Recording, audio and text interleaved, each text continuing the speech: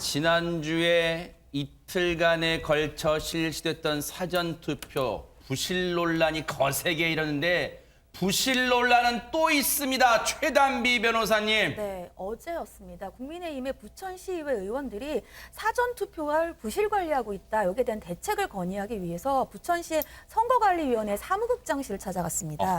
근데 이렇게 대책을 해달라라고 갔더니 사무국장실에서 놀라운 것을 발견해냈다 이렇게 주장을 하는데요. 네. 바로 부천 이 지역의 관내 사전투표 우편물들이 5만여 개가 500매씩 나눠져서 플라스틱 상자에 담겨 있었던 겁니다. 저 이 관내 사전투표 우편물이라는 게 뭐냐 하면 부천 지역의 유권자들이 사전투표라면 관외에서 투표를 할 수가 있잖아요. 네. 그럼 이때 투표했던 이러한 기표 투표 용지가 된 우편물이에요. 그러니까 이미 투표했던 우편물들이 5만여 개가 지금 플라스틱 상자에 보관되어 있었던 것이고 네. 여기에 대해서 지금 국민의힘 부천시의회 의원들은 이 정도면은 이런 우편물을 보관하는 것이 아니라 적치하고 있는 상황이다 이렇게 비판하고 있는 상황입니다. 아니 저게요. 한 표, 두 표도 아니고요. 5만 표가 안진용 기자님 따로 보관할 데가 없어서 선관위 사무국장실에 5만 표를 저렇게 보관해 놓고 있었어요? 당연히 이에 대해서 국민의힘 측은요. 관내 사전투표 우편물이 왜 사무국장실에 있느냐고 따져 물었습니다. 이에 대한 답변은요. 분류하기 전에 마땅히 보관할 곳이 없어 사무국장실에서 보관하고 있다고 해명을 했습니다. 사실 보관할 곳을 미리 충분히 확보하지 않은 것도 문제가 될 텐데 이 국민의힘 측은요. 또 하나의 황당한 장면을 목격하게 됐습니다. 뭔데요? 이 사전투표 우편물이라 하면은요. 보안이 생명이거든요. 누구도 손댈 수 없게 철저히 감시해야 됩니다. 그런데 네. 사무국장실의 이 CCTV, 감시해야 될 CCTV가 종이로 가려져 있었습니다. 아니 지금 저 장면이면 여러분 지금 가운데 사진 보이세요? 천장에 우리가 흔히 보는 CCTV 그게 보세요. 최진봉 교수님. 예. 무슨 선캡 쓴 것처럼 종이로 가려져 있습니다 지금. 그러니까요. 저는 왜 예를 들면 저게 해명을 어떻게 했냐면 저장소가 예전에 회의실로 사용이 됐는데 회의실 사용하는 과정에 회의에 참여하는 사람들이 CCTV를 좀 가려줬으면 좋겠다 해서 가려놨다는 거예요. 뭐 좋습니다. 거기까지는 이해. 그러면 저게 지금 투표함이나 투표함은 아니지만 투표 용지가 들어있는 우편물이잖아요. 네. 그럼 관리가 잘 되는지 확인하기 위해서는 CCTV를 다시 열었어야죠. 그러면. 그러니까 저게 만약에 물론 관리 소홀을 인정을 하긴 했습니다만 네. 저걸 가려놓은 것 자체가 사실은 사람들한테 상당히 의혹을 받기에 충분한 부분이에요. 아하. 왜냐하면 저기에 뭐가 들어왔고 얼마나 잘 관리되고 감시되고 있는지 하는 부분들을 CCTV로 쭉 찍어놔야 나중에 문제가 되더라도 저 CCTV를 확인해서 문제가 있는지 없는지를 확인할 수 있는 거 아니겠습니까? 네. 근데 저기 가려져 있으면 사실은 저 우편물이 어떻게 운반되고 또 어떻게 나가고 이런 부분을 다 확인이 안 되잖아요, 지금. 네. 저건 잘못한 거예요, 분명히. 그러니까 부천시 선관위가 왜 제대로 저걸 만약에 그 전에 회의 때문에 노출될까 봐 막아놨다고 하면 우편물을 갖다 놨을 때는 이걸 뜯었어야죠. 뜯지 않고 계속 저 상태로 놔둔 것은 관리에 소홀이 있었다고 하는 걸 분명히 보여주는 상황이라고 볼 수 있습니다. 근데 최단비 변호사님 지금 부천시 선관위 관계자 얘기 중에 정말 귀를 의심하게 만드는 얘기가 뭐냐면 앞서 지금 얘기는 최진봉 교수님이 해주신 말씀이에요. 사무국장실에는 CCTV를 선관위 회의가 노출될까 봐 종이로 가려두고 놔뒀던 것이다. 그런데 우편 투표함에 넣기 전에 관외, 즉 부천 지역 주민들이 뭔가 이에서 타 지역 가서 투표를 하셨을 거 아니에요. 네. 그게 관외 사전투표인데 그 5만 장을 우편물 개수를 확인하는 장소였다. 그런데 최단비 변호사님, CCTV가 있고 없고는 문제되지 않는다? 이걸 지금 말이라고 합니까? 충분히 문제될 소지가 있다라고 보는 것이 공직선거법 176조에 관련되어서 사전투표를 할 때 어떻게 이것을 보관해야 되는지에 관한 내용이 있습니다. 그러니까 이제 사전투표 같은 경우에는 먼저 이 접수한 우편물을 정당 추천위원이 이제 참여를 해서 그래서 우편투표함에 투입을 해야 돼요. 네. 그리고 이 우편투표함이라든지 사전투표함 같은 경우에는 영상정보 처리기기, 우리가 보통 CCTV라고 부르죠. 이 CCTV가 있는 장소에 보관을 해야 되는데 사실은 이제 사무국장실에 놓여 있었다라고 지금 국민의힘의 시의원들이 이의를 제기를 하지만 이 부분은 제대로 관리가 안 된 장소에 놓여 있다라는 이의의 내용인 것이지 법상으로 꼭 어디에 놔야 된다 이런 것은 없습니다. 하지만 말씀드린 것처럼 사전투표함 같은 경우에는 지금 CCTV가 있는 곳에 놓여져 있어야 되는데 저게 CCTV가 있기는 하지만 사실은 없는 것과 마찬가지죠. 그러네요. 가려져 있기 때문에. 아하. 그래서 이런 공직선거법에 위배될 소지가 충분히 있어 보인다 이렇게 보입니다. 그런데 이게 끝이 아니었습니다. 똑같은 일이요. 제주에서도 일어났다면서요. 안진용 기자님. 네, 부천에서는 사전투표 우편물이 선관위 사무국장실에 발견이 됐죠. 이 제주에서는요, 사전투표함이 발견이 됐습니다. 네, 제주도에서 사전투표를 마친 이 투표함이요. 저거예요? 네. 네, 저 함입니다. 규정대로 보관실에 보관되는 것이 아니라 선관위 사무국장실에 보관이 돼 있었다는 겁니다. 또 중요한 거, 이 방에 CCTV가 없었다는 겁니다. 이건 아예 없어요? 네, 이에 대해서 국민의힘은 7일 성명을 냈는데요. 선거관리위원회 규정상 사전투표함이 선관위에 도착하면 곧바로 사전투표 보관실로 보관을 해야 한다. 그런데 이 CCTV도 없어서 관리 상태를 확인할 길조차 없는 선관위 사무국장의 방에 보관하고 있다는 것은 제주도 부정선거 감시단이 발견했다고 밝혔고요. 이어서 명백하게 이를 규명하고 책임자를 처벌해야 된다고 목소리를 높였습니다. 제주 선관위 측은 이에 대해서 뭐라고 얘기를 하고 있을까요? 제주 선관위는 뭐라 그러냐면 이 정당 참관인들이 있잖아요. 선거하다 보면 각 정당에서 나온 참관인들이 이게 다 보고 있습니다. 혹시 부정투표가 있는지 없는지를. 그 참관인 중에 한 명이 멀리 떨어져 있어서 이 투표함이 도착할 당시에 없었다는 거예요, 현장에. 네. 그러니까 왜냐하면 선관위에서는 임의대로 사전투표 이 박스를 사전투표함을 투표함 관리하는 장소에 놓지 말라고 그랬다는 거예요. 아하. 그 정당 관리인이 와서 확인하고 그리고 나서 집어넣어라. 그래서 잠깐 갖다 놨다고 하는 건데 이것도 사실은 이제 두 가지 문제가 있는 것 같아요. 첫째는 네. 왜 참관이 이렇게 멀리 떨어져 있었는지 좀 이해가 안 돼요. 뭐 어떤 이유인지 제가 잘 모르겠지만 원칙을 따르기 위해서 법을 따르기 위해서 그렇게 했다고 하면 그 어느 정도 이해되는 부분이 있지만 그럼에도 불구하고 절차를 따르기 위해서라면 그럼 밖에서 같이 기다리든지 아니면 함께 모든 사람이 모여있던 장소에 있으면서 기다리는 시간이 좀 필요하지 않았나 하는 생각이 듭니다. 어쨌든 네. 이런 논란이 일어날 수 있는 여러 가지 소지들을 방지해야 돼요. 어쨌든 네. 선거는 공정성이 제일 중요하기 때문에 괜히 이런 논란이 일어나게 되면 뭐 선거에 대해서 여러 가지 다른 억측이 나올 수 있는 부분이 있지 않겠어요? 네. 그래서 이런 부분들은 선관위가 조금 더 좀 잘 관리를 했어야 되는데 네. 하지 못한 부분에 대한 이 문제점은 분명히 지적돼야 될 것 같습니다. 이 부분은 사실 여야 또 어느 쪽 후보한테 유불리 지금 그런 차원의 문제가 아니에요. 지금 각 당의 대변인들 나오신 김에 한번 여쭤볼게요. 이경 대변인님, 이거는 왜 선관위가 이런 일을 논란과 의심의 눈초리 이런 걸 자초하는 걸까요? 왜 이런 걸까요, 이게? 그러니까 선관위는 지금 국민들의 질타를 받는다 하더라도 그에 대한 책임을 분명히 져야 되는 것은 마땅한 것 같아요.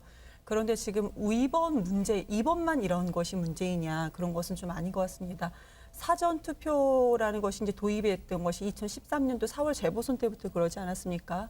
그런데 그때부터 지금까지 아마 제가 알기로는 이렇게 관리가 계속 되었던 걸로 좀 알고 있습니다. 저도 이제 출입 기자로서 거길 들어가 보면은 이런 식으로 관리가 됐었거든요. 근데 뭐 쉽게 가서 볼 수 있는 상황은 아닙니다. 문도 잠궈놓고 하기는 합니다. 다만 CCTV가 그때 당시에 이렇게 다 구비가 되어 있었는지 여부는 좀 확인을 좀 다시 한번 해봐야 될 필요가 있는데 그런 부분에 대해서 이제라도 어찌됐든 간에 지금 이번에 그 사전투표소에서 또 확진자분들도 어려움이 있지 않았습니까? 선관위 차원에서도 지금까지 사전투표가 지금 거의 40% 육박할 줄은 몰랐었던 것이고 근데 우리나라 국민들이 투표에 참여하시는 분들이 보통 맥시멈 80%라고 하는데 거의 반 정도가 투표를 하신 겁니다. 네. 그렇게 많이 오셨던 건데 이 부분에 대해서 예상하지 못하고 국민들께 참정권을 가져야 되는 그 국민들께 불편함을 드렸고 그 소중한 투표용지가 이렇게 국민들께서는 무슨 금고에 아마 보관되어 있는 걸로 생각을 하셨을 그럴 수도 겁니다. 있어요, 진짜는. 지금까지는. 그런데 2013년도 그때 제가 시행된 것이 혹시라도 제가 이 부분을 말씀드리는 것이 그때가 박근혜 정부라는 걸 말씀드리고 싶습니다. 이 주제가 지금 계속 가다 보면은 이제 문재인 현 정부만의 문제라고 말씀을 아마도 하실 것 같아서 그런 차원이 아니다. 지금이라도 이것이 이렇게 우리가 국민들 모두 알게 된 점은 참 다행이다. 그나마 다행이다라는 말씀을 드리면서요. 네. 지적받을 부분은 지적을 받고 고쳐야 될 부분 또 고쳐야 된다고 생각을 합니다.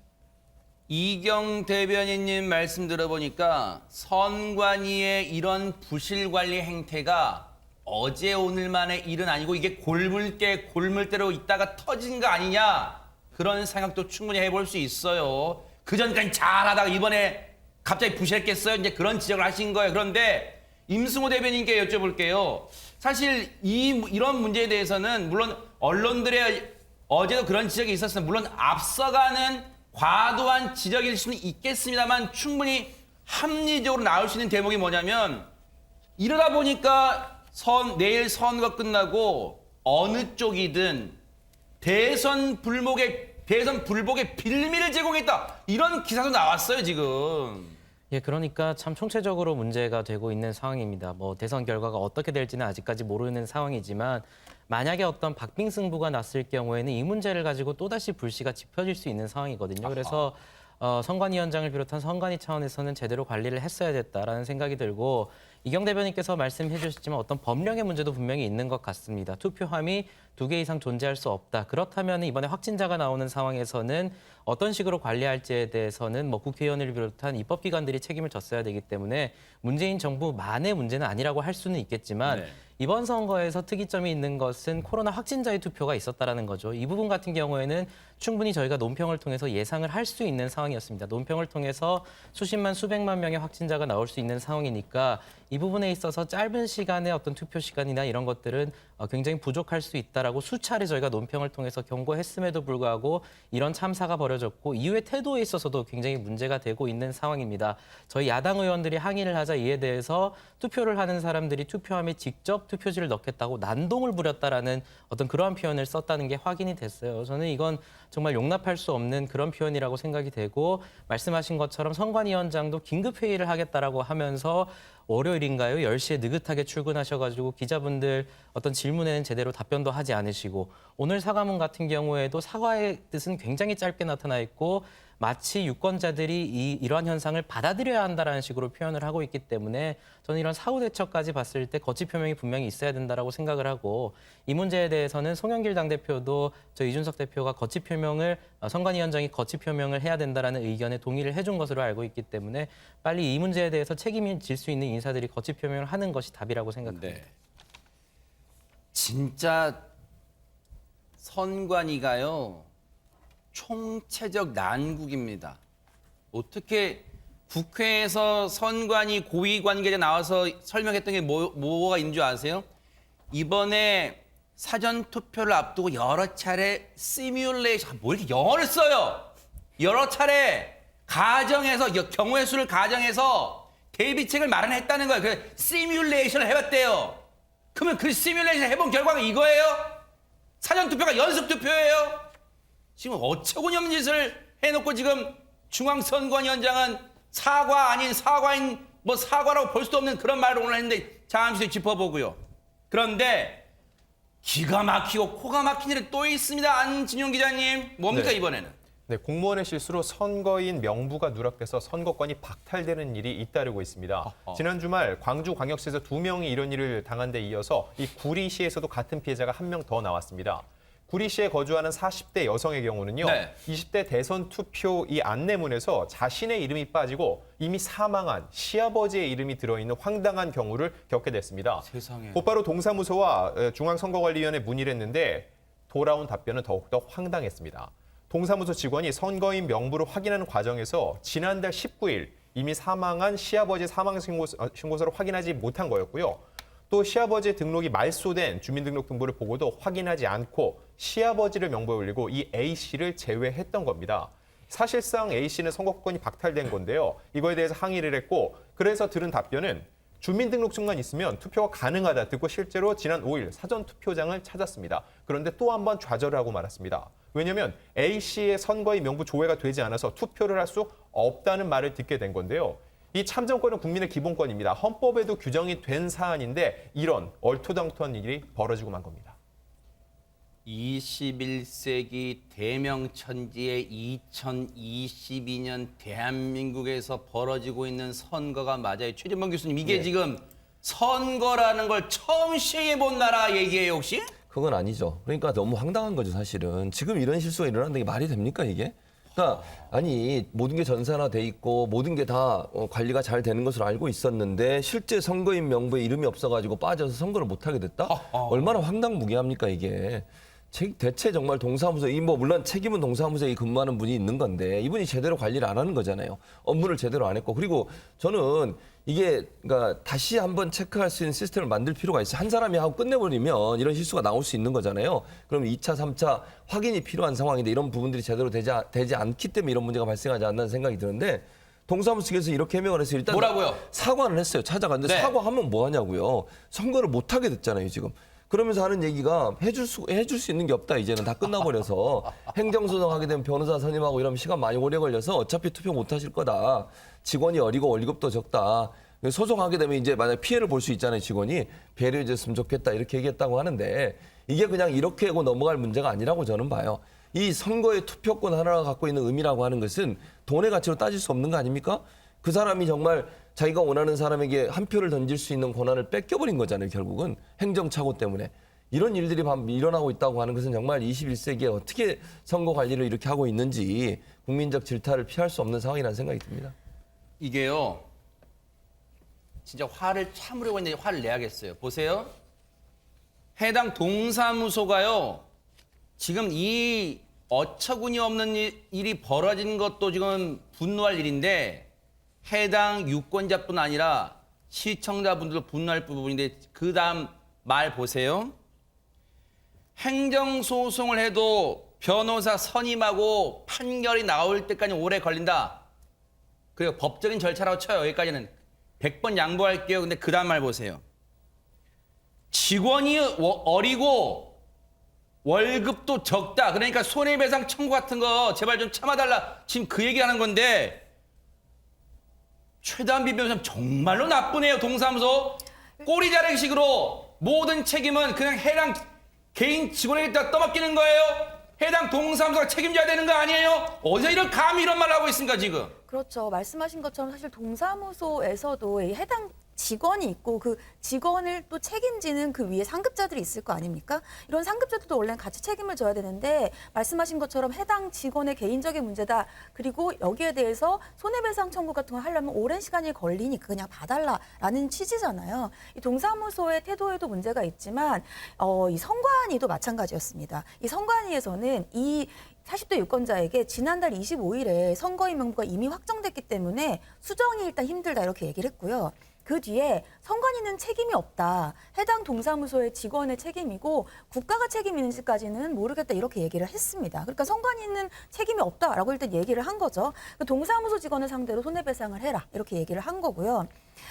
하지만 이제 A 씨 같은 경우에는 네. 나는 예를 들면은 그 해당 직원을 상대로 손해배상하고 그런 문제가 아니라는 거예요. 그러니까 어느 누구도 지금 책임을 지려고 하지 않는 이 상황이 문제다라고 생각을 하고 행정소송을 하더라도 문제를 해결하겠다. 그리고 국가로부터 투표권 상실에 대한 손해배상도 받겠다라고 얘기를 했는데 국민이 소중한 한 표를 제대로 관리하지 못한 점을 본인은 지적하고 싶다는 거예요. 그래서 저는 이 부분을 충분히 이해를 하고요.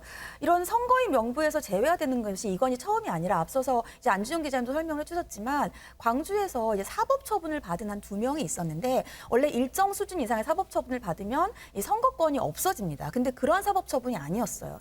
그런 사법처분이 아님에도 선거인 명부에서 제외된 사건이 있었거든요. 그러니까 이런 분들이 한두 분이 아니다. 시스템에 문제가 있다라고 볼 수가 있습니다. 임승호 대변인님께 여쭤볼까요? 앞서 해당 동사무소 관계자는 직원이 어리고 월급도 적다. 그러면서 배려해 줬으면 좋겠다. 이게 지금 배려의 문제가 아니잖아요. 지금 여야 후보들은 또 다른 후보들도 마찬가지입니다. 전국을 유세를 다니면서 한 표 한 표 투표해달라. 꼭 소중한 한 표 행사해달라. 이렇게 호소하고 있는데 지금 현장에서 이러고 있어요. 한 표가 우습습니까? 뭐 저희 입장에서는 한 표는 뭐 100만 표와 같을 정도로 굉장히 지금 박빙승부이기 때문에 굉장히 좀 절박한 상황인데 지금 선관위를 비롯한 관계기관들의 태도가 참 아니하다는 것에 대해서는 누구도 지금 부정을 하지 않을 것 같습니다. 그래서 저는 대처가 굉장히 문제인 것 같습니다. 일단 이러한 어떤 일련의 상황들은 실수라고 볼 수도 없습니다. 왜냐하면 특정 투표소에만 일어난 것이 아니라 이번에 있었던 어떤 부실 관리 같은 경우에는 전국의 투표소에서 동일하게 나타난 것이기 때문에 이것은 선관위가 제대로 기능을 하지 못한 그런 사건으로 규정을 해야 될 것 같고 네. 지금 뭐 나이가 어려서 배려해달라고 하는데 지금 한 사람이 유권자가 자신의 투표권을 행사하지 못하고 자신의 국민으로서의 권리를 행사하지 못한 것에 대해서 나이가 왜 나오는 겁니까? 이건 나이와 무관하는 거고 이것은 마치 어떤 시뮬레이션 게임을 하는 것도 아니고 나이가 어리니까 봐달라. 그렇다면 또 나이가 많으면 다른 대우를 해줘야 되느냐. 전혀 지금 관계없는 얘기들을 해명이라고 지금 내놓는 것을 보면서 국민적 분노가 키워가고 있는데 또 선관위원장의 어떤 태도라든지 네. 사과라든지 이런 것들을 보면은 이러한 국민들의 분노, 유권자들의 분노를 불식시키기에는 굉장히 불충분하다 이렇게 평가할 수 있을 것 같습니다. 진짜 중앙선관위도 이번에 선거인 명부에서 제외되신 분이 중앙선관위에 문의했더니 서로 다 폭탄 돌리기를 하고 있네요. 중앙선관위 답변은 지난달 25일 날 선거인 명부가 확정돼서 수정하기 힘들다. 동사무소의 실수다. 중앙선관위가 책임질 수 없는 문제다. 국가를 상대로 손해배상 여부는 모르겠다. 동사무소 직원 대상으로 손해배상 소송을 해야 될 것이다. 야, 다 이럽니까? 뭐가 잘못되면 다 그냥 개인의 일로 실수를 저지르는 개인의 일로 다 치부합니까? 다 손뗍니까? 어떻게 이럴 수가 있어요? 중앙선관위가 이렇게 무책임합니까? 자, 그런데 엊그제 이틀간에 걸쳐 진행된 사전투표 그리고 마지막 날 사전투표 때 지금 코로나에 확진되신 분들이 사전투표를 하러 소중한 한 표를 행사하러 가셨잖아요. 근데 대기줄이 길다 보니까 이 추위를 막을 수 요즘은 낮에는 따뜻합니다만 아침 저녁으로 일교차가 굉장히 심해요. 그리고 코로나에 확진되신 분들 증세 중에는 오한 증세가 많아요. 그럼 얼마나 이중으로 추우실 거 아니에요. 그래 벌벌 떠셨던 분 많으실 텐데 근데 안진용 기자님 그 사전투표하러 갔다가 발길을 돌리신 분들 중에 투표를 내일 본투표 때 행사 못하실 그런 분들도 계신다는 게 이게 대체 무슨 말입니까? 저희 뉴스파이터에서 이 사전투표용지는 현장에서 된다는 것을 말씀드린 적이 있는데요. 말씀하신 것처럼 현장에 갔다가 대기 시간이 길어져서 발길을 돌린 확진자나 격리자들 중에서 이미 투표용지를 발급받은 분들, 이분들에 대한 처리가 문제로 떠올랐습니다. 이모 씨 같은 경우는요, 지난 5일 전북 전주시 완산구에 한 사전투표소를 살았는데 네. 신분 확인까지 마쳤습니다. 그런데 확진자이기 때문에 몸 상태가 좋지 않아서 6시 15분경 투표하지 않고 투표소를 나왔습니다. 네. 그런데 이 씨가 본인 확인서까지 작성을 해서 투표용지에 출력이 된 경우라면 본투표에는 참여할 수가 없다는 겁니다. 또 같은 사례도 있는데요. 이 같은 날 서울 강동구 사전투표소에서는요. 선거사무관이 대기 행렬에서 확진 격리자의 신분증을 한꺼번에 걷어갔습니다. 이거에 대해서 유권자들이 항의가 있었고 결국 몇몇 유권자들은 신분증을 돌려달라고 해서 돌아가기로 했다는 거죠. 이때 대기 행렬에 있던 확진자 A씨, 사실 확진이 됐음에도 여기까지 왔다는 건요. 자기의 소중한 권리를 행사하겠다는 의지를 밝힌 건데 몸이 아파서 귀가한 후에 선관위에 본투표 가능 여부를 물었습니다. 이때 선관위의 답변은 투표용지가 이미 발급돼서 본투표가 불가하다는 겁니다. A씨의 입장은 만약 이런 설명을 미리 들었더라면 그 자리에서 5일날 사전투표 때 아파도 참고 기다리면서 투표를 했을 것이라면서 이건 매우 잘못된 일이라고 꼬집었습니다. 이 소중한 한 표가요. 찍으면 그냥 다행인 거고 안 찍으면 그냥 말고 그게 아니잖아요. 어떻게든 소중한 한 표를 행사할 수 있게 방법을 찾아봐야 되는 게 중앙선관위가 하라고 지금 중앙선관위 중앙자를 넣어준 거 아니에요. 관련해서 선관위 얘기 좀 들어보시고 이어가 보도록 하겠습니다. 투표용지를 받지 않고 그냥 갔다. 이런 경우에 그 투표용지만 가지고서는 이게 어느 분의 투표용지 이제 확인할 수가 없습니다. 어떤 방법으로든지 저희가 확인되지가 않는다면 이분은 본투표소에서 투표하기는 좀 어렵지 않나 이런 생각은 드는데 이 투표용지가 어느 분에게 발급된 것인지 특정이 된다면 이런 분들에게는 투표권을 선거일 날 투표를 하실 수 있도록 하는 쪽에 있어서 전향적으로 검토할 필요성이 있다는 것에 대해서 좀 언급이 있었습니다.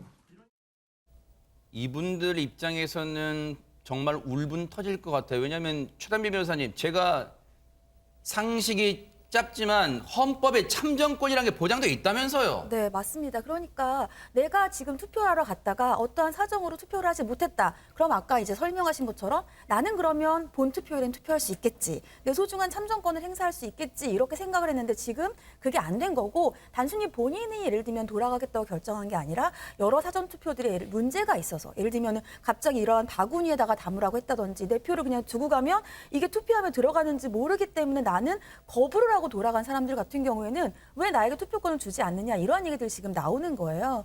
근데 보신 것처럼 지금 선관위 측에서는 투표용지를 출력을 하고 나서 유권자가 특정되지 않으면 본투표에서 투표하기가 어려울 것 같다. 근데 만약에 이 투표를 출력했는데 이게 누구 건지를 알고 그러니까 누구를 위해서 출력한 건지 알고 그 사람이 기표를 하지 않고 돌아간 것이 확인된다면은 투표권을 전향적으로 검토해보겠다라는 건데 사실은 굉장히 어려운 문제입니다. 확인하기 어려울 것 확인하기 같아요. 굉장히 어려워요. 네. 그래서 출력을 하고 났는데 이게 누구 건지 모른다면은 사실 선관위 입장에서도 이게 이 투표가 됐는지 안 됐는지 모르니까 못하겠다라는 건데 이거는 어려운 것이고 아까 이제 강동구 사례가 조금 더 힘든데 이 강동구 사례 같은 경우는 아예 출력이 되지 않은 상태라고 생각할 수가 있어요. 왜냐하면 보통은 출력을 해갖고 내가 받았는데 나 이거 투표 안 하겠다고 돌아간 분들이 지금 앞서서 말씀드린 사례인 거고 강동구에서는 바깥에서 신분증을 다 모아갔다는 거예요. 모아갔는데 나는 이렇게 신분증 모아가서 안에서 직원이 투표용지 출력한 걸 받아갖고 투표할 수 없다. 이렇게 하고 돌아가신 분들이란 말이에요. 어허. 근데 그러니까 본인은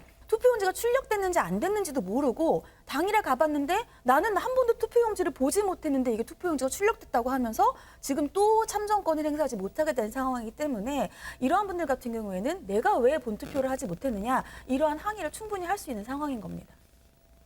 취재 기자들 얘기를 들어보니까요. 이제 확진자분들 투표할 때 왜 이런 혼란이 있냐. 확진자분이 신분증을 일단 내잖아요. 본인임을 확인하기 위해서. 신분증을 내서 본인이 확인되면 이게 참 전산 시스템이 발전해도 이게 문제일까요? 안에서는 투표용지가 쭉 출력이 된대요. 밖에서 일단 신분증을 내서 본인이 확인되면 안에 있는 데서 출력이 된다는 거예요. 그래서 밖에서 상황을 보고 투표를 안 하고 돌아갔을 경우 이미 안에서는 투표용지가 나온 거예요. 지금 그런 분들이 무수히 많을 수 있다는 거예요. 근데 그런 분들이 내일 본투표장 갔을 때 투표를 경우에 따라서는 선관위에 따라서는 투표소에 따라서는 못할 수 있다는 거예요. 지금 이경 대변인이 황당합니다. 진짜 좀 황당한데요. 지난 2020년도 우리나라 총선 때 보면은 세계에서 그러니까 코로나 시국에서도 유일하게 선거를 하는 나라였었거든요. 그래서 세계적으로 우리나라가 좀 본받을 만한 나라, 그러니까 선거 연기를 다른 나라를 다 했는데 우리나라만은 그냥 그대로 했습니다. 그래서 꼭 다른 국가들한테 지침이 될 것이다 이런 칭찬을 받았던 나라인데 지금 이 부분에 대해서는 좀 이상한 건 분명히 이상합니다. 그러니까 저는 좀 아쉬운 부분이 그 확진자분들의 아까 말씀 주신 것처럼 그 신분증을 걷고 난 다음에 이거는 우리 투표용지가 빨리 출력이 됩니다. 그 공지를 왜 안 했을까? 그 부분에 대해서 상당히 좀 아쉽습니다. 그러네요. 네, 그리고 또 우리 확진자분들 투표함 같은 경우도 이것을 직접 투표함에 넣지 못했던 그런 어려움이 좀 있지 않았습니까? 그런 논란도 있었는데 그런 부분에 대해서도 좀 미리 공지했으면 어땠을까? 뭐 상자를 준비하는 것도 준비하는 거지만 그래도 이런 상황이 있다. 투표함을 옮기지 못한다. 그렇게 공지가 좀 부족했던 부분이 이렇게 좀 더 논란을 일으키는 것이 아닌가 아쉬움이 있는데요. 지금 이 부분에 대해서는 글쎄요, 이거를 투표권을 잃어버린 분들에 대해서는 이걸 어떻게 개선을 해야 될지 모르겠습니다. 근데 아까 앞서서도 말씀을 드렸지만 책임은 분명히 져야 될 것 같습니다. 근데 책임에서 끝나는 것이 아니고 우리는 그러면 앞으로는 3월 9일 날 바로 내일인데 이것은 개선할 점을 분명히 밤을 새서라도 좀 찾아야 될 거로 생각을 합니다. 그리고 마지막으로 네. 아까 그 해당 직원, 뭐 그 나이가 어린 네. 직원 이 부분에 대해서는 거의 뭐 이 책임에 대해서 좀 핑퐁하고 있지 않았습니까? 그런데 꼭 이것은 국민들께서 언론에서도 좀 이 부분은 좀 우리가 집중을 해서라도 그 해당 직원, 그냥 작은 업무를 맡고 있는 그 직원이 이 부분에 대해서 책임을 지거나 뭐 이렇게 피해를 보는 맞아요. 일이 없도록은 정말 분명히 좋은 지적이 해야 해주셨어요. 될 거라고 생각을 합니다. 그 부분은 정말 우리가 눈 부릅뜨고 지켜봐야 될 것 같아요. 그분에게 그 직원분한테 모든 책임을 전가하는지 그 행태 나쁜 행태 하는지 지켜볼 거예요. 그런데 최진봉 교수님, 예. 이 대목에서 중앙선관위 참 돌아봐야 돼요. 왜냐하면 제 기억이 맞다면 그동안 중앙선관위가 자기 칭찬 되게 잘했어요. 선진 이 투표 기법, 전산 기법 이런 거 해외에 뭐 널리 알리고 가서 자랑하고 교육하고 수출하고 뭐 그랬단 말이에요. 중앙선관위가 우리 전자개표 방식 뭐 대단한 기술이다 하면서 개도국 가서 막 자랑도 하고 그랬단 말이에요. 지금 그게 무색해졌어요. 지금 이번 부실 관리로. 그러니까요. 왜 이거를 이렇게 했는지 도저히 이해를 못하겠어요. 그러니까 이런 상황이 벌어질 걸 왜 예측을 못했을까? 지금 왜냐하면 확진자 수가 엄청나게 많이 늘어나고 있잖아요. 지금 이렇게 늘어나고 있는 상황에서 과연 일반인 투표와 확진자 투표가 같이 이루어질 수 있는 상황을 그냥 상정해서 그대로 밀고 나갔다. 그래서 이런 문제가 발생하는 거잖아요. 왜냐하면 투표소 한 곳에 투표함을 하나밖에 둘 수가 없는데 그런 상황에서 양측에서 같이 오면 이분들이 안에 들어갈 수가 없잖아요. 분리해서 투표를 해야 되는 상황이니까. 그럼 누군가가 투표를 대신 투표 용지를 움직여서 가지고 갈 수밖에 없는 상황이 나올 텐데 그러면 문제가 될 걸 왜 생각을 못 했냐고요. 지난번 총선 같은 경우에는 확진자들이나 자가격리는 따로 분리해서 했어요. 공간 자체를. 거기에 투표함을 두고. 근데 지금 이 상황은 그게 아니잖아요. 그럼 왜 그때 상황과 지금의 상황을 제대로 관리를 못했는지 이해가 안 되고 선거관리위원회 같은 경우는 뭐 이건 비판을 피할 수 없다고 저는 봐요. 어떤 형태로든 이건 사과해야 되고 본인들이 제대로 하겠다고 하는 약속을 분명히 해야 된다고 저는 봅니다. 이건 뭐 정당의 문제가 아니라고 저는 봐요. 이건 뭐 예를 들면 투표를 못 하신 분 중에 민주당 지지하는 사람도 있고 국민의힘 지지하는 사람, 정의당 지지하는 사람도 있을 거 아니에요. 네. 어느 특정 정당을 지지하는 사람만 있는 거 아니잖아요. 네. 이런 분들이 투표를 못 하고 갔으면 모든 정당이 피해자인 거예요, 결국은. 맞아요. 네. 관리를 제대로 해야 할 중앙선거관리위원회가 관리를 제대로 못해서 모든 국민으로부터 비판과 질타를 받고 있다고 하면 이 부분에서는 정말 깊이 사과하고 재발 방지하겠다고 하는 약속을 분명히 해야 된다고 봅니다. 그러니까요. 그런데 어제 선관위가 내놓은 본투표 대책도 뒷북 대책이라는 비난을 받고 있어요. 관련 얘기 들어보시고 이어가 보도록 하겠습니다. 또 1차적으로 확진자 등 선거인도 투표소에 들어가서 직접 기표를 하고 직접 투표함에 투표지를 투입하게 됩니다. 그렇기 때문에 사전투표소에서 있었던 여러 그 문제점들 이런 것들은 원천적으로 차단이 되고요. 그 외출 허용 문자에는 5시 30분 이후로 조정될 수 있도록 그래서 너무 일찍 투표소에 나오셔서 불편하지 않으시도록 이렇게 그 질병관리청과 협의해서 그런 방향으로 저희가 좀 진행하려고 하고 있고요. 최단비 변호사님께 먼저 가볼게요. 이 부분은 본투표 대책이라고 어제 발표한 거예요. 이제는 일반 확진되지 않으신 분들처럼 확진자도 일반 투표함에 직접 넣을 수 있도록 한다는 거잖아요. 그럼 그때 사전투표 때는 왜 못한 거예요? 영화 제목처럼 그때는 맞고 그때는 틀리고 지금 맞고 뭐예요 이거? 그때는 맞고 지금은 틀리고 지금 뭐예요 이게? 어떻게 왜 이러면 그때는 못한 걸 이제서야 내일 하겠다는 겁니까? 이제 그때 그래서 문제가 되고 많이 비판을 받았던 점이 이제 그 선관위에서 얘기하기로는 투표함을 한 투표소에서 하나만 설치해야 된다. 그런데 이것을 동선을 겹치지 않게 하려다 보니까 확진자들과 동선 겹치지 않게 하려다 보니까 거기에 바구니 같은 걸 놓고 나중에 그 투표함에 이제 가서 기표를 했다. 이렇게 얘기를 했습니다. 근데 그때에도 아니 이제 확진자 아닌 분들과 확진자인 분들의 동선을 겹치지 않게 투표함에 투표를 하도록 하면 되지 않느냐. 이제 이러한 비판이 계속 나왔고요.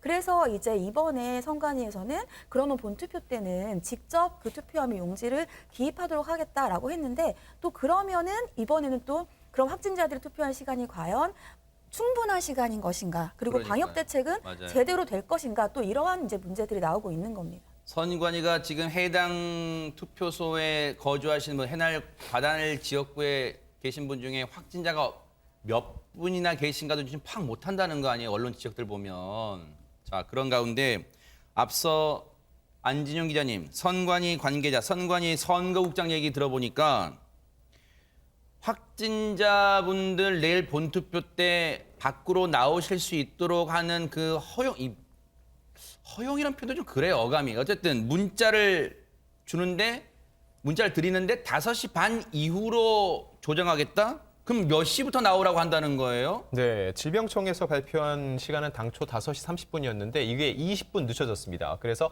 확진자나 격리하시는 분들은요, 오후 5시 50분부터 외출이 가능합니다. 이 질병관리청에 따르면은요, 중앙선거관리위원회에서 확진자와 미확진자의 동선을 분리하고 이 격리자 등의 대기 시간의 최소화를 위해서 시간 변경을 요청했다고 하는데요. 6시까지 이제 미확진자들이 투표를 하는데 길어질 수 있다는 거죠. 근데 확진자들이 왔을 때 네. 괜히 또 대기할 수 있으니까 몸도 좋지 않은 상황에서 그런 일을 미연에 방지하겠다는 겁니다. 그런데 다만 농어촌과 같이 이렇게 교통 약자들, 이 이동 시간이 긴 경우에는요, 당초대로 5시 30분부터 외출이 허용됩니다.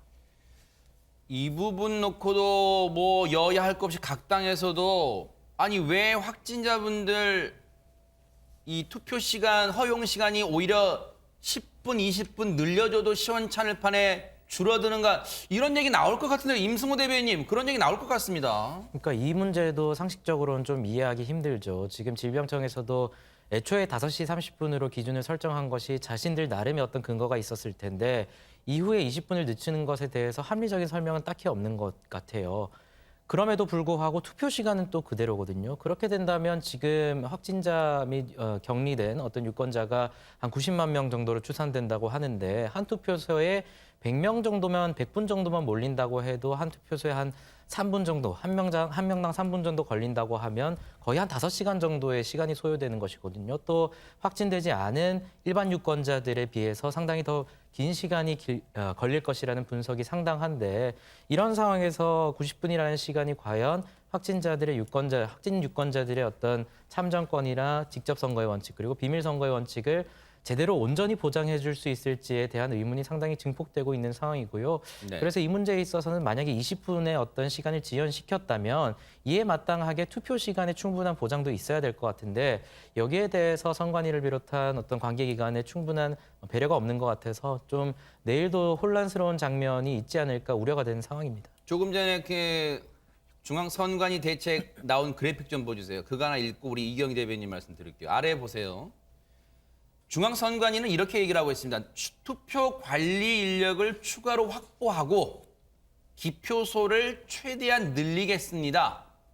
본 투표소를 전국에 14,000여 개로 해서 마련해서 분산 효과가 있을 것이라고 지금 긍정적으로 얘기를 하고 있는데 아니 그러면 사전투표 때는 그런 부실 논란이 있을 줄 몰랐어요? 시뮬레이션 해봤다면서요. 이번에도 아주 긍정적으로 낙관을 하고 있는 것 같아요, 이경 대변인. 지난 사전 투표하고 그러니까 사전 투표 용지를 보관하는 것은 분명히 잘못된 건 맞습니다. 근데 지금 이 부분에 이제 확진자들이 투표하는 시간, 그러니까 외출할 수 있는 시간을 5시 반에서 5시 50분으로 20분을 좀 늘리는 거잖아요. 근데 저는 이 부분에 대해서 이렇게 비판할 것인가 좀 의문점이 드는 것이 왜 그러냐면은 그러니까 확진자들이 투표할 수 있는 시간이 당초 정해진 것이 6시부터 7시 반이었습니다. 그런데 그러면 그 10분 거리, 50분에 나가면 10분 거리인데 우리가 본 투표일 때는 그 10분 거리의 투표소가 웬만해서는 다 있습니다. 아파트 단지에도 있고요. 그런데 좀 이렇게 보면은 또 농어촌 같은 경우는 30분까지는 아니더라도 10분 거리는 아닐 가능성이 충분히 하거든요. 그러니까 이런 부분에서 좀 일찍 외출하고 할 수 있게 한다.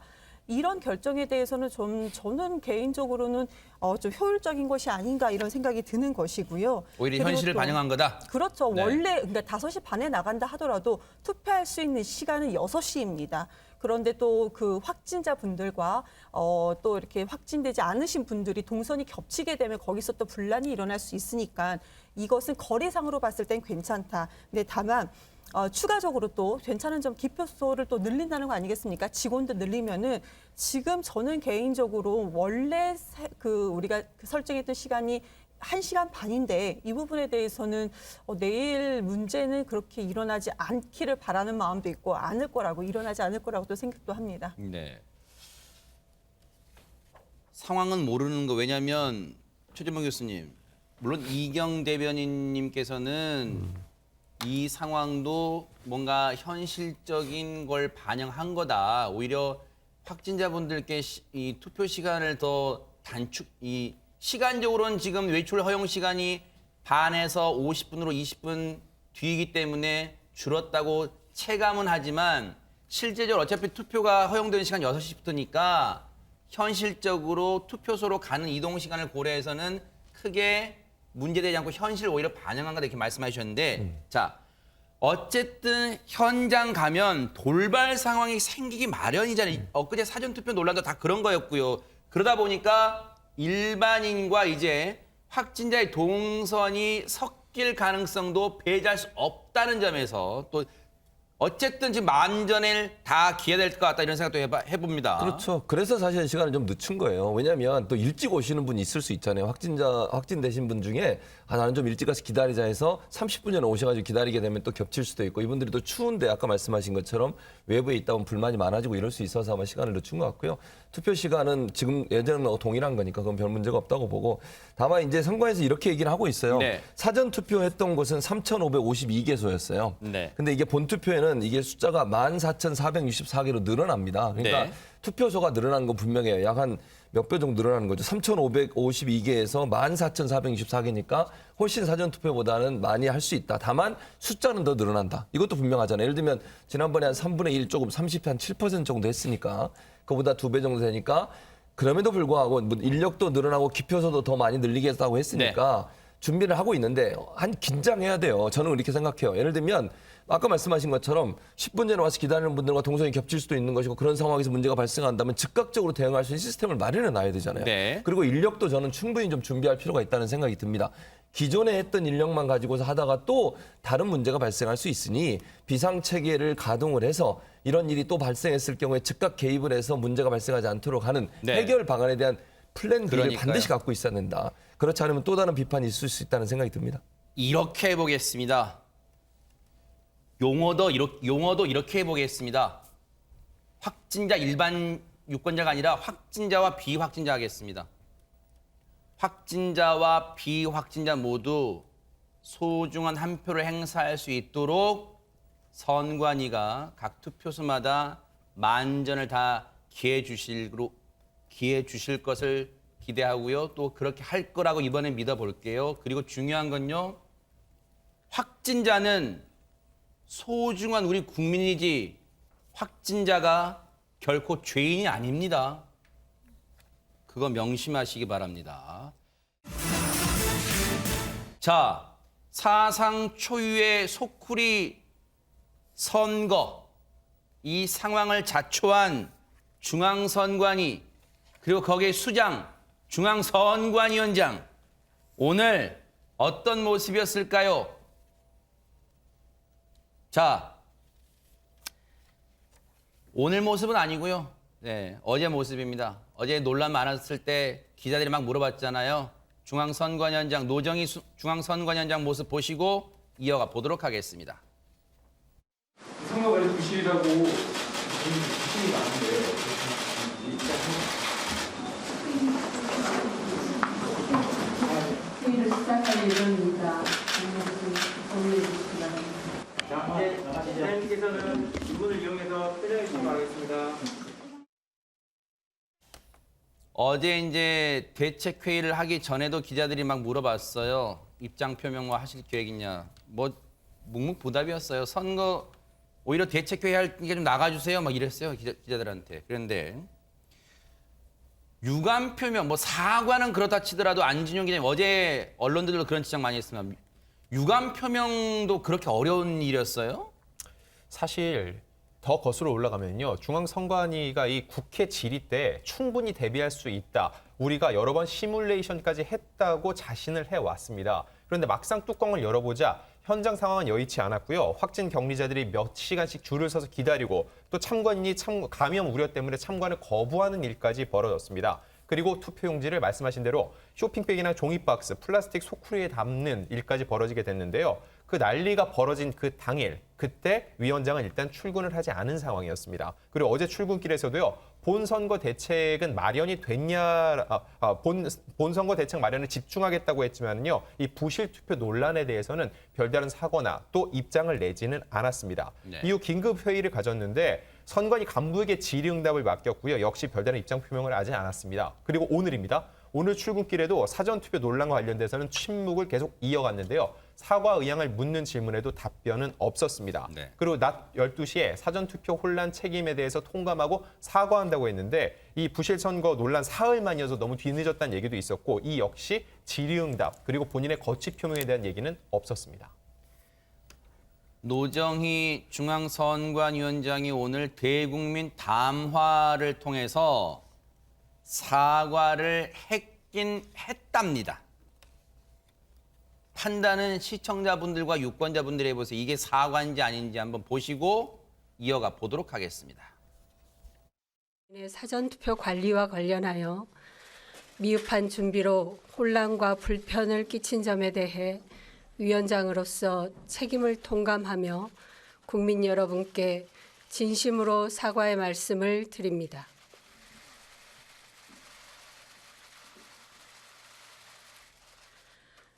코로나19 확진자 수가 하루 20만 명이 넘는 힘든 상황임에도 역대 최고 사전투표율인 36.93%를 기록하며 많은 유권자들께서 사전투표에 참여하셨습니다. 국민 여러분의 확고한 주권의식과 높은 선거 참여 열기를 확인할 수 있었습니다. 사과라는 표현은 들어갔어요. 그런데 제가 들어오기 전까지 언론 기사들을 쭉 검색해봤더니 왜 이렇게 싸늘해요? 언론들 반응은 최재문 교수님. 그러니까 사과가 좀 이게 너무 통상적으로 그냥 평소에 했던 말의 사과가 아니냐는 이런 얘기예요. 진정성이 좀 떨어진 게 아니냐 이런 비판이 있고 또 너무 늦었어요. 그러니까 사과를 저렇게 오랫동안 끌 문제인가. 사실은 이 문제가 처음 발생했을 때부터 긴급회의하고 거기에 대해서 선관위가 제대로 대처하지 못하고 이렇게 많은 분들이 투표에 나올 걸 미리 예측하지 못한 부분에 대해서 미안하고 죄송하고 다시는 이런 일이 발생하지 않도록 하겠습니다라고는 그런 약속을 반드시 했어야 되는데 그런 부분이 너무 늦어지다 보니까 지금 뭐 사과한다고 해서 그 사과를 떠밀려서 어쩔 수 없이 하는 게 아니냐 이런 비판이 좀 생기는 거죠. 그런 부분들은 선관위원장이 좀 제대로 잘 생각을 했어야 하는데 왜 그런 생각을 못하는지 좀 이해가 안 돼요. 네. 그리고 뭐 지금 36.93% 이렇게 많은 사람이 나올 줄 몰라서 그랬는 건지 그것도 좀 의문이잖아요, 사실은. 그러니까 사전투표율이 얼마나 될지에 대해서 미리 예측하고 또 그 이상의 사람이 올 수 있는 상황이 된다고 하더라도 충분히 그 감당 가능한 정도의 시스템을 만들어놔야 되는데 그런 부분들을 제대로 감당하지 못한 부분은 네. 분명히 이거는 사과를 하셔야 돼요. 근데 조금 일찍 그리고 좀 진심 어린 사과를 했으면 좋았을 뻔했는데 그런 부분이 좀 부족한 부분이 아쉽다 이런 생각이 듭니다. 네. 사과를 하긴 했습니다. 그런데 내일 본투표 대책, 앞서 뭐 잠깐 얘기 나왔습니다만 구체적으로 내일 본투표에 대해서는 어떻게 만전을 기하겠다는 건지 그 관련 얘기도 들어보시고 이어가 보도록 하겠습니다. 내일은 제20대 대통령 선거일입니다. 선거관리위원회는 심기일전하여 모든 유권자가 참정권 행사에 불편함이 없도록 준비하였고 투개표가 끝나는 순간까지 최선을 다하겠습니다. 코로나19에 확진되었거나 격리 중인 유권자를 위한 참정권 보장 대책도 재점검하였습니다. 유권자는 누구나 자신의 소망을 투표용지에 담아 표시할 권리가 있습니다. 나와 내 가족의 앞날을 결정할 투표소가 가까운 곳에 있습니다. 더 나은 미래를 위한 희망을 투표용지에 담아 주십시오. 네, 이경 대변님. 물론 작은 경우, 사소한 경우라고 생각할지는 모르겠지만 일부에서는 앞서 자신의 참정권 박탈당하신 분들이 이 중앙선관위원장 얘기 들으면요. 공허한 메아리 같을 거라 그럴 거 보세요. 선관위는 심기일전하여 모든 유권자가 참정권 행사에 불편함이 없도록 준비하였고 누구나 자신의 소망을 투표용지에 담아 표시할 권리가 있습니다. 그분들이 듣기에는 이거 사람 놀리는 거야? 이런 생각도 들 것 같습니다. 이경 대변인. 뭐 놀리는 것까지는 모르겠는데 상당히 좀 기분 안 좋을 것 같아요. 그런데 지금 저런 정도의 사과라도 우리가 지난 금토가 사전투표였고 일요일 저녁 늦게라도 저 발언을 했거나 아니면은 뭐 월요일만이라도 좀 일찍 그냥 하루 이틀만이라 좀 더 빨리 했다면 어땠을까 이런 생각이 들어요. 그리고 우리가 지금 코로나 확진자 자가격리 중 이게 너무 많이 나오는데 저희 조카가 이제 돌진한 조카도 코로나 확진을 받고 자가격리를 당하고 그랬었는데 건강했었거든요. 집에서 어린이집에서 노는 것처럼 집에서 놀고 그랬었는데요. 그러니까 증상이 그만큼 완화된 상황이니까 저렇게 나의 표를 행사하는데 더 적극적으로 갈 수가 있는 거잖아요. 이 현상은 우리가 긍정적으로 봐야 된다는 말씀을 드리는 것이고 지금 확진자가 지금 20만 명, 일일 확진자가 20만 명입니다. 그냥 증상 완화됐고 그런데 지금 아무래도 선관위에서는 지난 총선 때 그때 확진자 수하고 좀 약간 착각을 한 건 아닌가, 좀 안일하게 대처한 건 아닌가. 그리고 그때보다 확진자가 훨씬 더 많고 또 사전 투표율이 훨씬 더 높아졌는데 이런 부분에 대해서 뭐 아까 영어 표현이라고 하셨는데 시뮬레이션은 좀 적절하게 못한 건 아닌가 이런 생각이 좀 들어서 많이 아쉽습니다. 네. 그래서 국민께서는 지금 많이 화가 나실 거예요. 그 부분에 대해서는 화가 나시면은 그 화를 받아야 되죠. 그 책임 있는 자리니까 당연히 받아야 됩니다.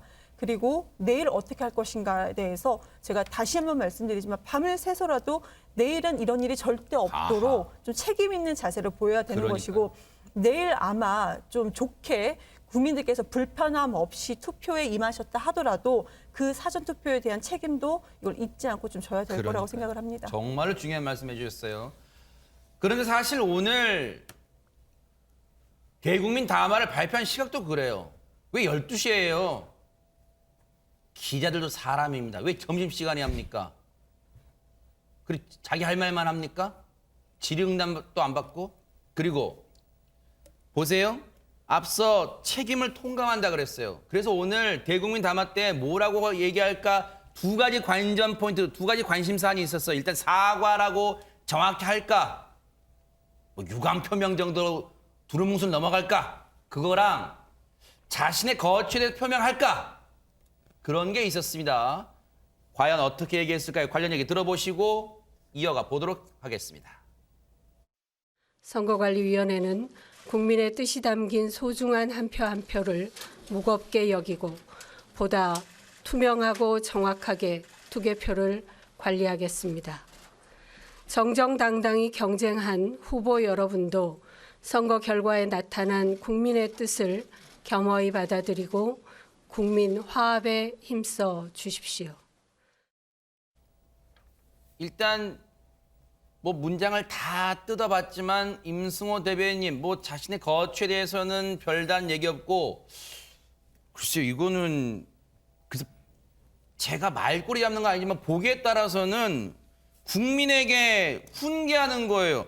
선거 결과에 나타난 국민 뜻을 겸허히 받아들이고 국민 화합에 힘써달라? 예. 이걸 그냥 중앙선관위원장이 이런 충분히 할 수 있는 얘기인가요? 어떤가요? 잘 모르겠어요. 어떻습니까? 그러니까 뭐 정확하게 표현하신 건 정정당당히 경쟁한 후보들이 어떤 결과에 겸허히 받아들여 달라라는 표현인데요. 뭐 당연한 얘기죠. 사실은 당연한 얘기긴 한데 뭐 윤석열 후보든 이재명 후보든 심상정 후보든 다른 후보든 당연히 선거 결과에는 민주적인 결과에는 승복하는 것이 맞고 당연히 승복할 것입니다. 근데 문제는 지금 대국민 사과를 하는 선관위원장의 어떤 그런 담화문의 자리에서 나올 얘기는 아닌 것 같습니다. 아하. 선관위원장의 기본적인 임무는 선거가 그렇게 깔끔하게 승복될 수 있게 환경을 만들어주는 게 선관위의 기능이고 선관위원장의 역할이지 않습니까? 네. 그럼에도 불구하고 이번 사전투표 때 그런 역할을 하지 못했기 때문에 네. 자신들은 그러한 환경을 만들지 못한 것에 대해서 굉장히 사과드린다. 이 말만 하고 또 그 문제가 어떻게 발생했는지 어떻게 해결할지에 대해서만 얘기를 하면 됩니다. 물론 뭐 선관위원장께서 이 부분에 대해서 네. 후보들 탓을 하기 위해서 그러한 발언을 하신 건 아니라고 믿고 싶습니다만은 네. 지금 이러한 상황에서 불필요한 저런 어떤 표현을 쓴다는 것은 괜히 또 선관위의 어떤 신뢰성 문제를 키울 수 있는 그런 부분이 있기 때문에 조금 조심하실 필요가 있지 않나 싶습니다. 네. 그냥 개인적으로 그런 생각이 듭니다. 뭐 겸허하게 받아들이라 그런 말보다는 선관위원장으로서 공정하게 선거가 진행될 수 있도록 하겠다. 그 말이 제일 중요한 거 아니에요? 중앙선관위원장 입장에서는 이와 관련해서 여야 모두 질타를 하는 듯한 분위기인데 한번 들어보시고 이어가 보도록 하겠습니다. 선거관리위원회는 이 사태가 발생한 것에 대해서 전체적인 책임을 질 인사에 즉각적인 거취 표명이 있어야 할 것입니다. 이준석 대표 같은 경우는 책임 있는 사람의 어떤 거취 표명이 있어야 된다라는 어떤 주장까지 했던데 동의하십니까? 동의합니다. 그래요? 예. 그래서 그러나 지금 일단 내일 모레 선거인데 예. 지금 선거를 일단 마무리 끝내놓고 이에 대해서 예. 소관 상임위에서 철저히 점검해야 된다고 봅니다. 물론 최단비 변호사님 일각에선 그럴 수 있어요. 아니 이게 중앙선관위원장 자리에서 물러나야 될 정도의 사안이냐라는 목소리가 있을 수는 있어요. 근데 어떻게 봐야 될까요, 이 부분은? 이 뭐 선거관리위원회법에서 위원장, 꼭 위원장은 아닙니다. 위원장을 포함한 위원회 해임 사유에 이러한 사안이 포함되어 있지는 않아요. 그러니까 법상으로 본인이 사퇴해야 될 의무는 없죠. 하지만 앞서서 말씀하신 것처럼 이 노정희 위원장이 본인이 직접 오늘 이제 발표를 했을 때 국민 한 사람 한 사람의 표를 무겁게 여기겠다. 그리고 소중한 표를 행사해달라. 지금 오늘 기자회견이 투표 동료를 하려는 자리가 아니잖아요. 그리고 소중하게 무겁게 여기겠다는 그 표가 무겁게 여기지 않아서 이러한 문제가 발생을 한 거잖아요. 그 부분에 대해서 제대로 해결을 해야 될 것이고 이번에 사전투표에서의 문제점이 발생해서 선관위에 대한 신뢰뿐만이 아니라 민주주의에서 가장 중요한 선거제도에 대해서 국민의 신뢰가 굉장히 전 떨어졌다고 생각을 합니다. 그러면 앞서서 앵커께서 질문을 하셨지만 과연 이 선거 결과를 국민들이 얼마나 무겁게 받아들일 것인가, 지금 겸허하게 받아들여라라고 위원장이 얘기한다고 지금 받아들여질 상황인 것인가에 대한 문제가 있어요. 그러면 뭐 선거관리위원회법상의 해임이라든지 이러한 거취 표명을 해야 될 의무는 없다 하더라도 말씀하신 것처럼 이준석 대표도 즉각적인 거취 표명이 필요하다. 뭐 송영길 대표도 소관 상임위에서 철저히 점검해야 된다. 이 정도의 언급을 한다면 최소한 아무리 비상근이라고 하지만 위원장으로서 가장 책임 있는 자리에서 어느 정도 책임을 지는 모습을 보여야 되지 않겠나라는 생각이 듭니다. 선관위원장, 중앙선관위원장 자리가 대체 어떤 자리인가 이번 일로 또 궁금해하시는 분들 많으실 것 같아요. 안진용 기자님. 네, 일단 이 선거관리위원장 노정희 위원장에 대해 궁금해하실 텐데요. 이화여대 법대 출신이고요. 어허. 사법연수원 19기를 수료했습니다. 지난 2018년 문재인 대통령의 임명으로 대법관 취임을 했고요. 2021년 대법원장의 지명으로 선관위원장으로 임명이 됐습니다. 네, 사실 이 민주주의의 꽃이라 불리는요. 선거관리의 무게를 따져보려면은요. 이 선관위원장의 자리가 얼마나 중요한지를 알아야 되는데요. 일단 1년에 7,500억 원의 예산을 지원을 하고 있습니다. 국가 의전 순위. 서열도 6위입니다. 여당, 야당 대표보다도 높은 순위고요. 선관위원장은 총리급 대우를 하고 그리고 상임위원과 사무총장은 장관급으로 예우를 합니다. 왜 이렇게까지 하는지는요. 이 선거의 무게에서 알 수 있는데 이 비상근직 얘기가 자꾸 나옵니다. 비상근직, 말 그대로 항상 근무하는 직분이 아니기 때문에 자리에 없을 수도 있다는 논리로 흐를 수 있는데 중요한 거. 선거가 매일 열리지 않기 때문에 상근은 아닌 겁니다. 대신 5년에 한 번 열리는 대선, 4년에 한 번 열리는 총선과 지방선거만큼은 확실하게 챙기라는 측면에서 더 비상근직이라고 볼 수 있는데 정작 그 대선 시기에 이 같은 일이 벌어진 거에 대해서는요. 책임 촉구가 계속적으로 나올 수밖에 없는 이유인 겁니다.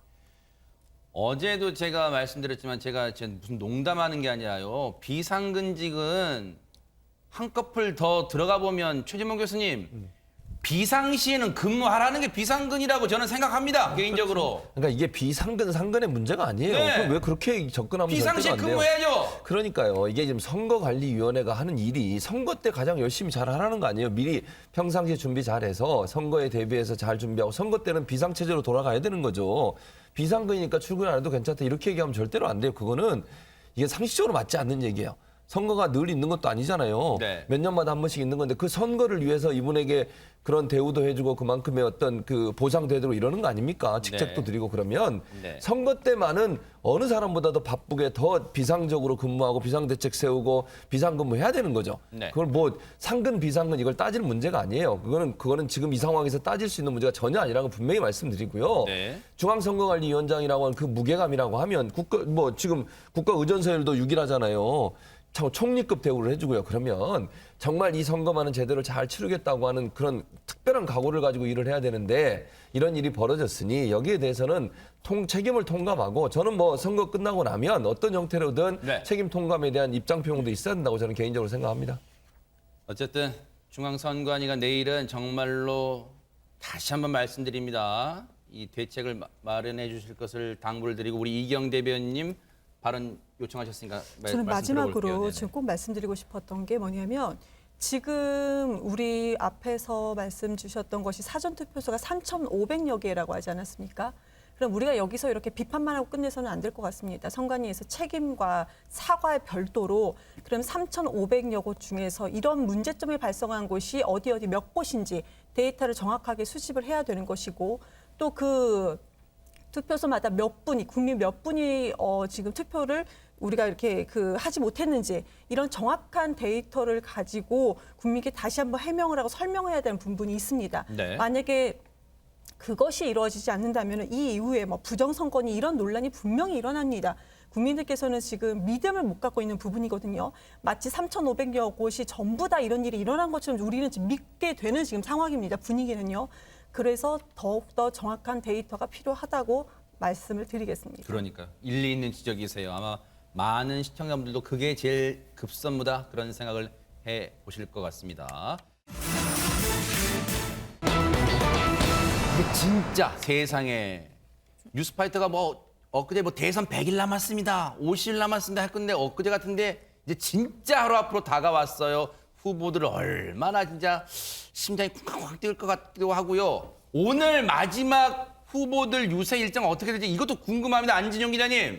네, 대선 공식 선거운동 종료일이죠. 이재명 후보의 수도권 집중 유세 대 윤석열 후보의 경부 상행선 유세 이렇게 딱 정의를 내릴 수가 있을 것 같습니다. 이 후보 같은 경우는요, 최대 격전지죠. 이 수도권에서 마지막 바람을 일으키려고 노력을 하고 있고요. 윤 후보는 제주에서 시작해서 보수 강세 지역이죠. 부산, 대구를 거쳐 서울로 기운을 몰고 오겠다는 계획입니다. 보다 구체적으로 말씀을 드리면은요, 네. 이 후보는 일단 여의도 증권가에서 유세를 시작을 했습니다. 네. 경기 고양시 파주를 거쳐서 인천 청라 계양, 경기 광명, 서울 구로와 또 서울에 집중을 하다가 서울 홍대에서 마지막을 합니다. 야. 유세 피날레는요, 이 청계광장입니다. 이 곳에는 이낙연 총괄선거대책위원장 등 선대위 주요 인사들이 총출동하는데요. 왜 청계광장을 택했는지가 중요합니다. 소통과 통합의 상징이자 촛불혁명이 시작된 곳에서 지지층을 총결집하겠다고 호소하기 위함으로 보이고요. 다음은 윤석열 후보의 마지막 날 유세 일정입니다. 네. 제주도에서 시작해서 부산, 대구, 대전을 거쳐서 서울로 피날레 유세의 장을 잡았습니다. 일단 이 경부선 상행선 유세를 예고한 후에 이 수도권과 중부, 남부를 모두 돌면서 막판 표모로에 나선 것으로 볼 수 있는데요. 그리고 이 건대 입구와 강남역으로 이어집니다. 이 마지막이 좀 중요한데요. 네. 마지막은 이 후보는 서울 홍대 입구, 그리고 윤 후보는 건대 입구와 강남역인데 왜 그럴지 생각해 보면은요. 네. 이곳은 유동 인구가 많은 역 주변이기도 하지만 젊은 유권자가 많습니다. 이 젊은 2030 같은 경우는 대표적인 부동층으로 보이기 때문에 이들에게 마지막 한 표를 호소하기 위함으로 보입니다. 야, 이재명 후보도 그렇고 윤석열 후보도 그렇고 마지막 유세 일정에도 뭔가 전략이 담겨 있다. 그런 느낌이 확 와요. 이경 대변인님, 좀 이재명 후보 이 동선을 보니까 정말로 분단위로 움직인다는 생각도 들어요. 그런데 마지막 유세 일정 광화문 청계광장을 택했어요. 나름 어떤 의미가 담겨 있다고 봐야 될까요? 우선은 우리 기자님께서 설명을 해주셨는데 이재명 후보 같은 경우는 어제서부터 제주도를 시작해서 지금 계속 올라왔습니다. 어제부터 올라왔군요. 네네. 제주, 부산, 대구, 그다음에 대전, 경기, 오늘 그래서 경기, 인천 그리고 서울입니다. 그러니까 이재명 후보가 하루 더 일찍 시작해서 그러네요. 제주도에서 올라왔죠. 네네. 그 말씀을 드리고요. 청계광장은 우리 국민들께서 촛불 혁명이 시작된 곳입니다. 네, 그래서 그 의미를 좀 담아서 우리가 지금 다시 한번 우리가 촛불을 드는 심정으로 다시 한번 마음을 다시 모아보자라는 마음이 있었던 것 같고요. 그리고 그 이후에는 우리 9시 이후에는 확성기가 안 되지 않겠습니까? 네. 그래서 홍대 인근으로 가서 청년들과 소통을 하고 또 사진 찍는 시간도 있고 청년들의 즉각적인 그런 질문에 바로 대답하는 그런 시간도 지금 마련되어 있는데요. 저도 이제 방송 마치고 바로 광장으로 아이고 또 바쁘시군요. 갑니다. 네. 그러면 임승호 대변인님, 윤석열 후보는 같은 광장이긴 한데 서울시청 광장을 택했단 말이에요. 예. 혹시 선전 밀려서 서울시청 광장 택한 거야? 거기 장소 택한 뭔가 전략적 의미는 뭘까요, 그러면? 기본적으로 저희 유세에 대해서도 조금 추가적인 말씀부터 드려야 될 것 같은데요. 기자님께서 이제 후보의 유세 일정을 말씀해 주셨지만 저희 대표의 유세 일정도 있습니다. 지금 제주도에 시작해서 후보 같은 경우에는 경상 지역을 훑고 마지막 서울시청 광장에서 유세를 하고 또 이준석 대표의 경우에는 호남 지역을 훑고 서울시청에서 다시 윤석열 후보와 이준석 대표가 만나는 그런 투트랙을 유세 보는 거예요? 일정을 가져가고 있습니다. 그렇기 때문에 마지막에 전국적으로 우리의 비전과 정책을 알리는 그런 시간을 갖고 있고요. 서울시청 광장을 택한 데는 많은 분석들이 있긴 한데요. 제가 개인적으로 해석하기에는 이제 이번 재보궐선거를 통해서 또 저희가 서울시장, 오세훈 서울시장을 당선시키지 않았습니까? 그렇기 때문에 특히나 이번 재보궐선거, 작년 재보궐선거 같은 경우에는 오세훈 시장이 탄생하는 과정에서 특히나 청년층, 2030 청년층 지지층의 전폭적인 어떤 지지를 받으면서 오세훈 서울시장이 탄생했습니다. 네. 그리고 저희의 이번 유세 과정도 소위 세대 포위론 내지는 세대 연합론이라는 것을 이준석 대표가 주장을 하면서 또 그러한 것들이 실질적으로 지표로 나타나고 있는 부분이 있기 때문에 오세훈 서울시장 선거 때에 민주당에 대해서 저희가 굉장히 비판을 했던 것들 또 그때 가져갔던 선거 전략들을 마지막으로 가져가겠다 또 그러한 전략들을 마지막으로 강조드리겠다라는 의미에서 서울시청을 선택한 것으로 해석됩니다. 아하. 대선을 하루 앞두고 참 입술이 바짝바짝 마를 거예요. 후보들도. 왜냐하면 역대급 박빙 대선이다 이런 말이 계속해서 나오고 있었으니까요. 서로를 향한 거친 설전도 이어졌습니다. 먼저 발언 들어보시고 이어가 보도록 하겠습니다. 국정 운영은 연습할 시간이 없습니다. 바로 실전입니다. 초보 아마추어가 아니라 검증된 프로의 실력이 있어야 한다. 동의하십니까, 여러분? 여러분이 보시는 것처럼 국정 운영 실력을 갖춘 준비된 후보가 누구 같습니까, 여러분? 근데 저런 짓한 사람이 어떻게 경제 대통령을 한다는 겁니까?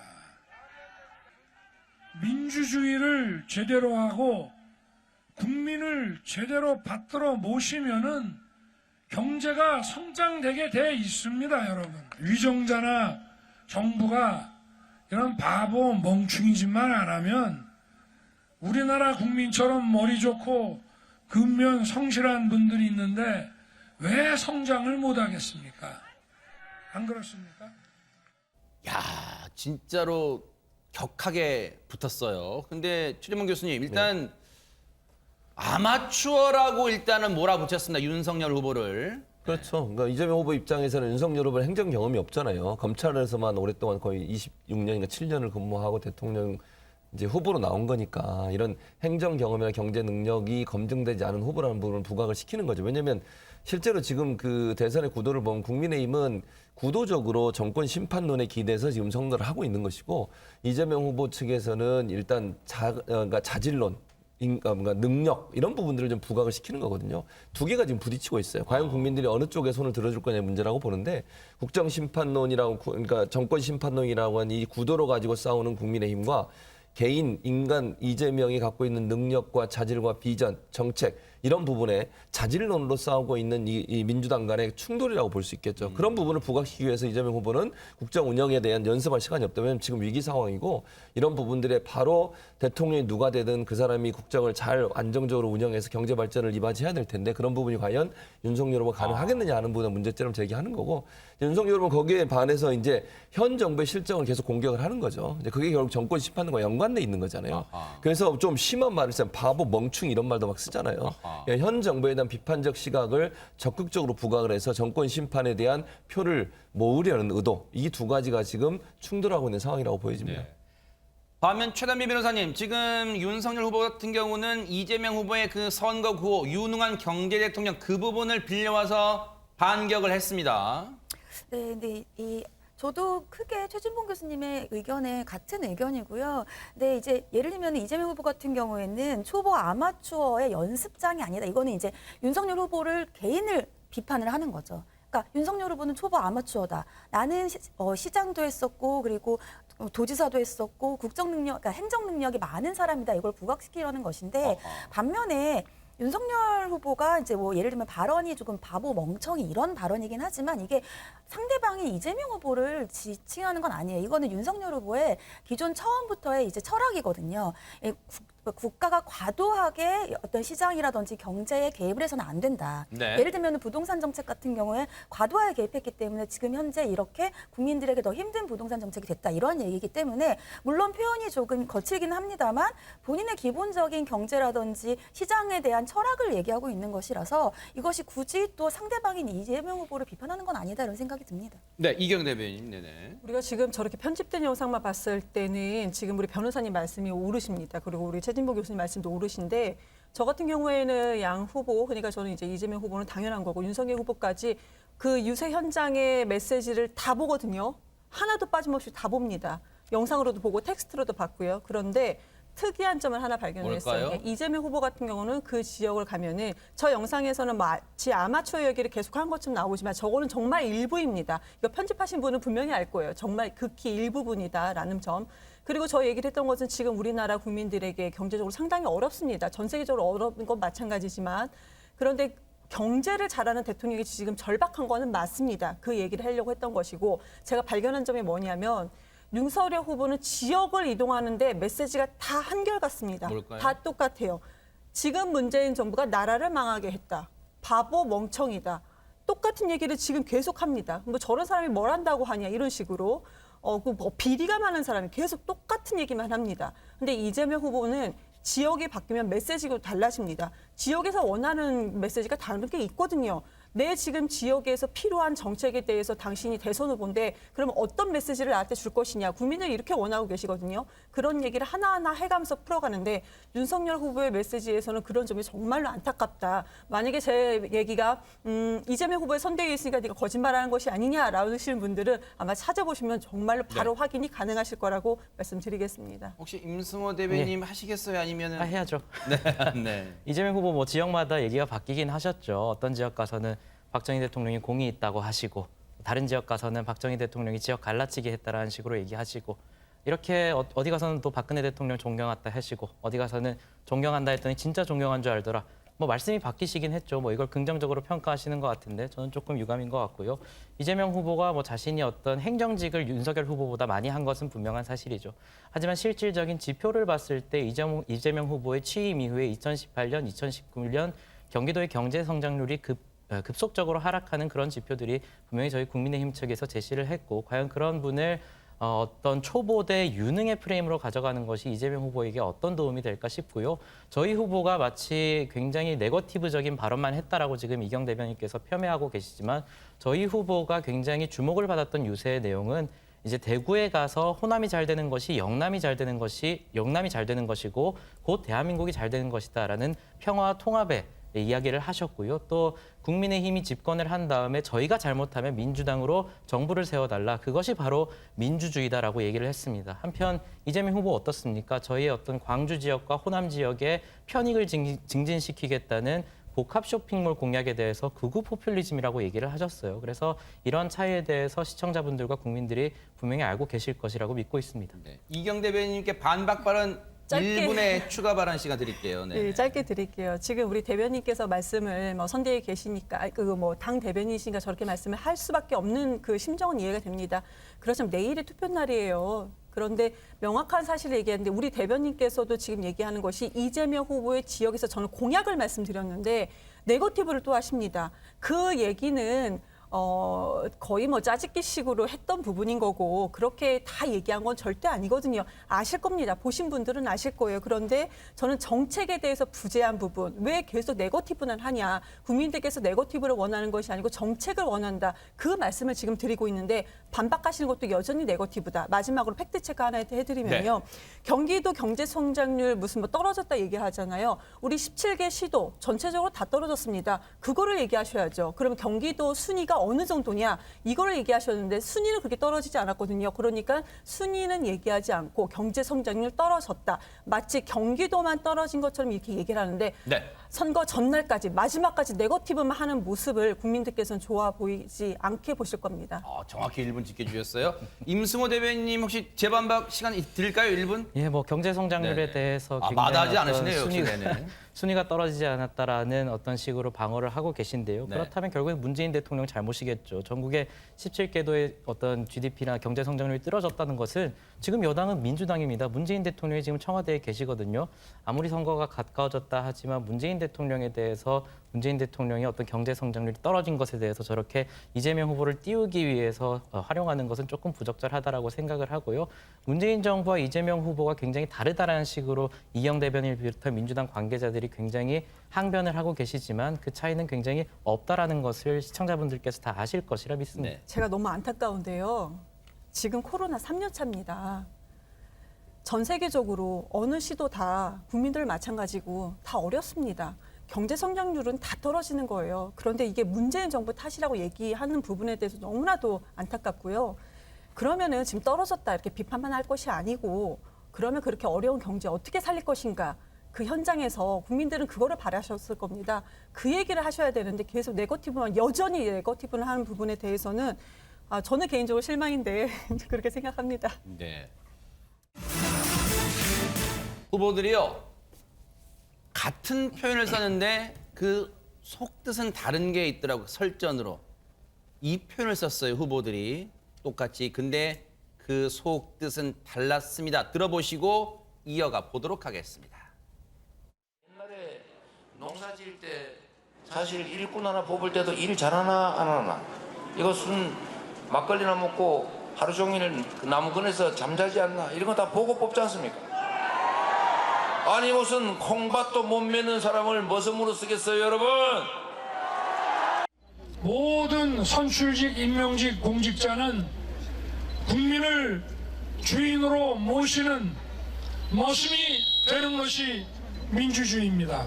부정부패하는 머슴은 그건 머슴이 아닙니다. 조선시대 같은 거는 분장 좀 맞고 쫓겨나야 되는, 그죠? 머슴이란 표현을 두 후보 모두 사용했는데 지금 저렇게 표현하고자 하는 분, 공격하고자 하는 내용은 달랐는데 먼저 이번에는 임승호 대변인님 얘기를 좀 들어볼까요? 뭐 콩밭도 못 매는 사람이라고 이재명 후보가 말씀하신 게 아무래도 저희 후보를 지칭하려고 저런 표현을 쓰셨겠죠. 저희 후보가 콩밭도 못 매는 사람인지는 잘 모르겠는데 분명한 것은 이재명 후보는 콩밭을 불태우는 사람이다. 지금 대장동 문제가 한창 뜨거운데 민주당에서 지금 얘기하고 있는 것은 갑자기 윤석열 후보가 몸통이라는 식으로 후보는 얘기하고 있는데 어제 또 우상호 본부장 같은 경우에는 몸통인지는 잘 모르겠다. 또 이런 식으로 얘기를 하셔요. 그러니까 선대위 내에서도 지금 손발이 안 맞는 것 같고 그냥 상식적으로 생각을 해보면 됩니다.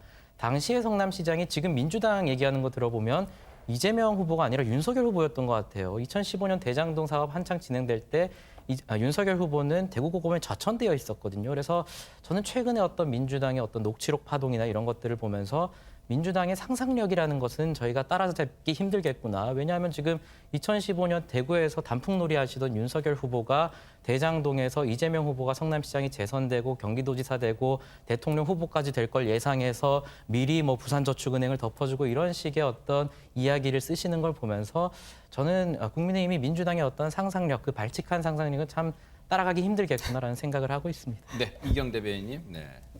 발칙한지는 모르겠고요. 우선 제가 팩트만 말씀드릴게요. 네네.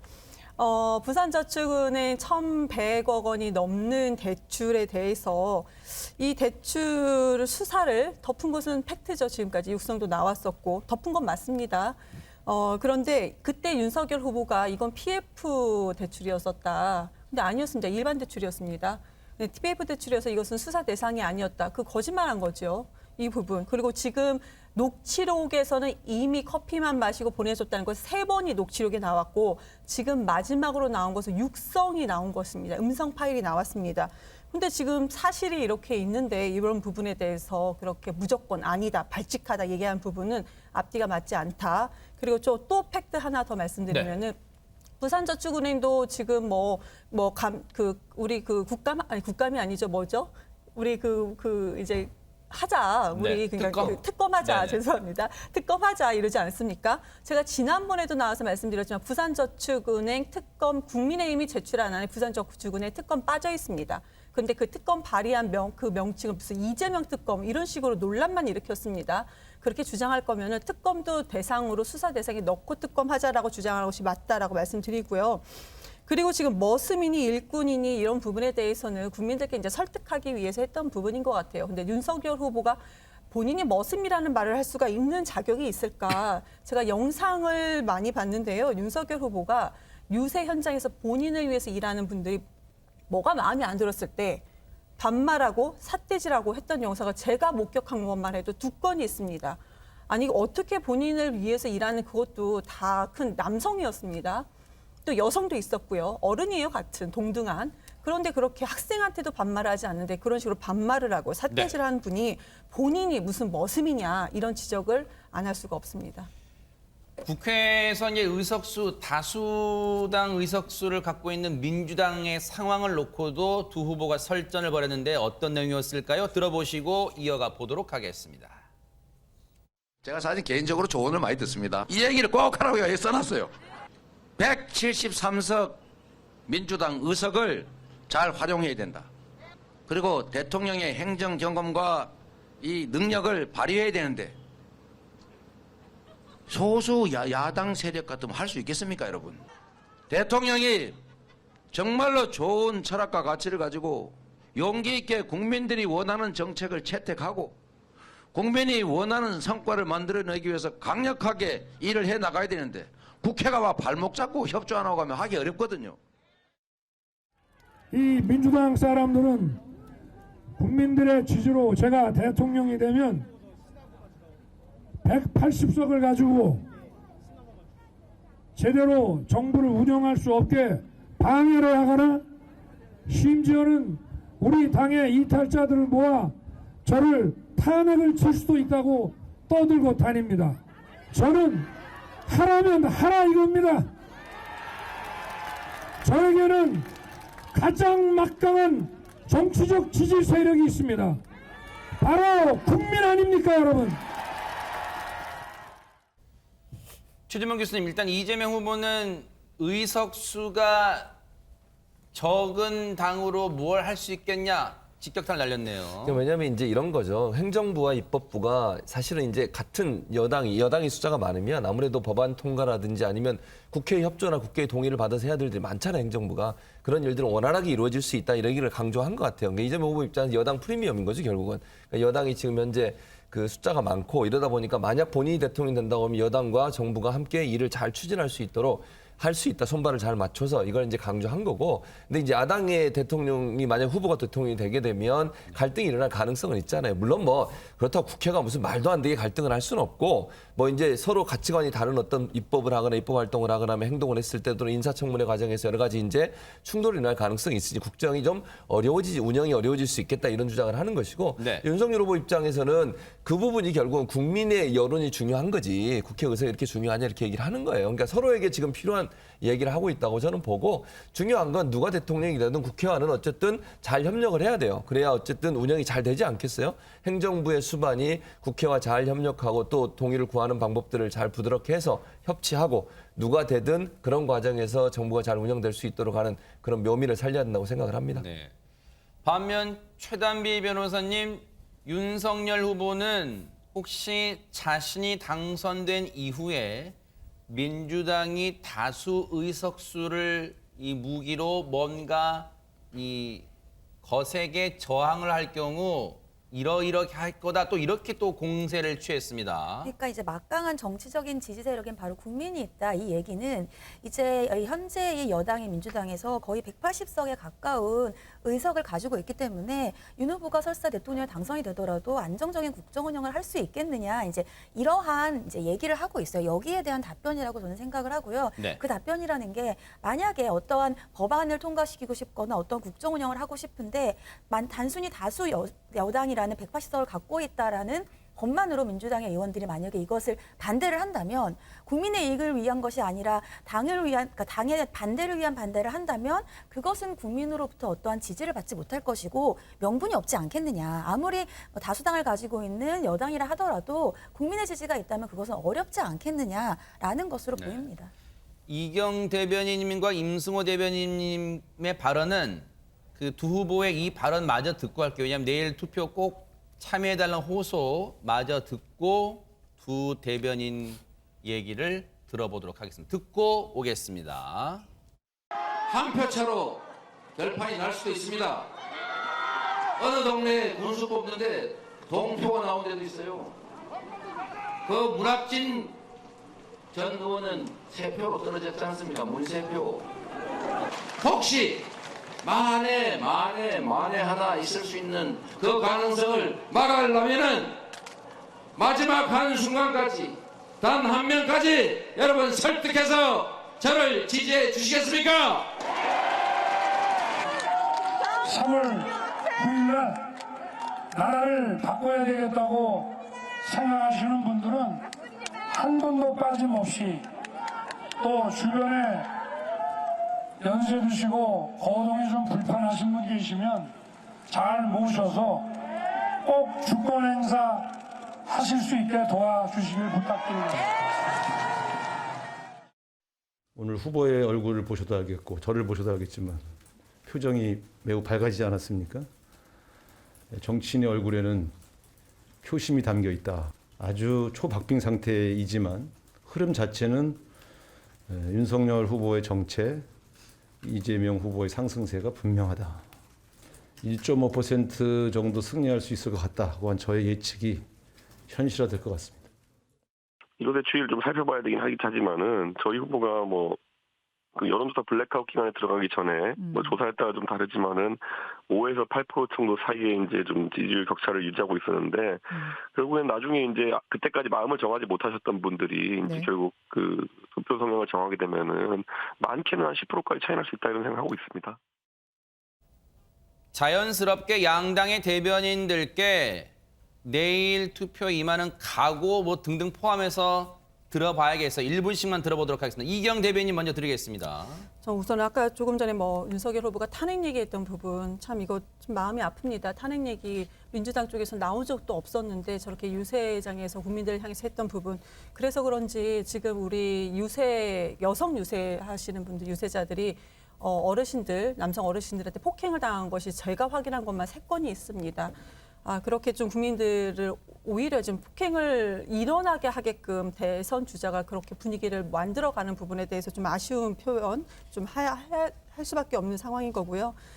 이재명 후보 같은 경우는 지금 많이 아시겠지만 기초단체전부터 시작을 해서 민주당 내에서도 그렇게 요즘 말로 인싸가 아니었습니다. 아웃사이드였습니다. 그런데 성남 시민들이 이재명 후보를 시장으로 접하고 나서 경기도지사를 만들어준 거고 경기도민들이 이재명 후보를 지금 이렇게 대선 후보까지도 어떻게 좀 밀어주신 부분이 분명히 있습니다. 네. 이재명 후보는 본인의 삶에서 정책이 다 본인의 삶에 투영됐다고 했습니다. 그렇기 때문에 많이들 아실 겁니다. 무상교복이라든지 과일 같은 부분 그런 게 있습니다. 그런데 지금 한 표 한 표를 내일까지 해주셔야만이 우리가 지금 분석한 결론은 2.5% 정도 저희가 이길 것으로 분석을 하고 있습니다. 내일까지 끝까지 끝날 때까지 끝난 거 아닙니다. 투표 꼭 부탁드리겠습니다. 임승호 대변인 말씀도 들어볼게요. 민주당의 어떤 선거 전략이라는 것을 보면 지금 이경 대변인께서도 어떤 녹취록 얘기를 말씀하시는데 녹취록 편식이 굉장히 심하죠. 지금 보시면은 어제 단독 보도를 통해서 이재명 후보의 비서를 지냈던 분이 어떤 대법원에 작업을 했다라는 그런 녹취록, 남욱 변호사의 이재명 시장이 그림까지 그렸다라는 녹취록에 대해서는 그것은 사적 대화일 뿐이다, 근거가 없다라고 말씀을 하고 계십니다. 저는 개인적으로 이번 대선에 이렇게 녹취록이 많이 등장한 것 자체에 대해서는 국민들께 죄송한 마음입니다. 하지만 지금 민주당이 기준을 본다면 자신들에게 유리한 녹취록은 기꺼이 먹고 또 자신들에게 불리한 녹취록은 뱉어버리는 저런 식으로 하고 있는데 분명히 이런 식의 어떤 녹취록 편식 행위는 분명히 체할 것 같고요. 저희 후보는 방금 말씀드렸다시피 민주당이 잘한다면 그것은 칭찬해야 된다. 다만 이번에는 국민의힘이 이 갈등의 정치를 치유할 수 있는 기회를 달라. 이러한 발언에 여러분들이 집중해 주시면 감사할 것 같습니다. 양당의 대변인들 말씀 들어보니까 양 후보의 오늘 마지막 유세도 뜨거울 것 같다 이런 생각해 봅니다.